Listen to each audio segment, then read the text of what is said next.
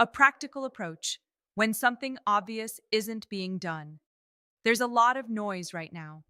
Wars, elections, markets, politics layered on top of politics. Everyone talking, few people listening.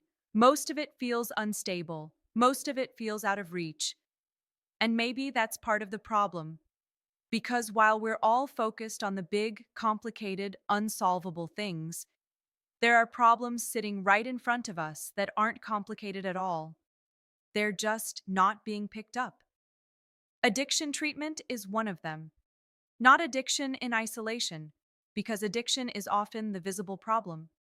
The root often lies in untreated or poorly managed mental health challenges. But addiction is treatable, it's measurable, interventions can work, and it's where we can actually make a difference. We see it everywhere in cities, small towns, emergency rooms, police calls, families trying to hold together.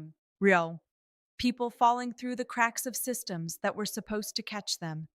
We've known this for years, studied it, funded it, debated it, reframed it, turned it into policy arguments, budget fights, election talking points, and still, it sits there, not solved, not improving in any meaningful, consistent way, just managed. Part of the reason is that we've treated it like a political problem, something to be argued over, something funded or defunded depending on who's in charge, something that shifts direction every few years without building real continuity. But addiction doesn't wait for elections, it doesn't follow politics, and this doesn't feel like a political problem anymore. It feels like a systems problem. Systems problems, when they're clear enough, can be built differently. This isn't about overhauling healthcare. It's not about rewriting insurance laws or building another layer of bureaucracy. It's simpler than that. It's about creating places where people can go when they're not okay and actually get help for the things we can treat.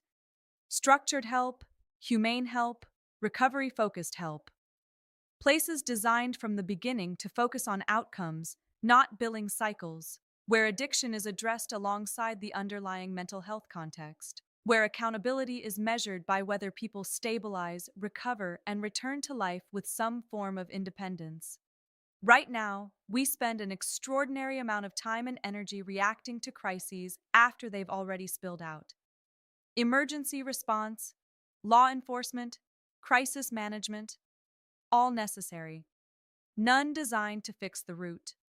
The quieter question is whether we're willing to build something that works before people reach that point. This isn't impossible. It's neglected. And sometimes the difference between the two is simply whether someone decides to pick it up.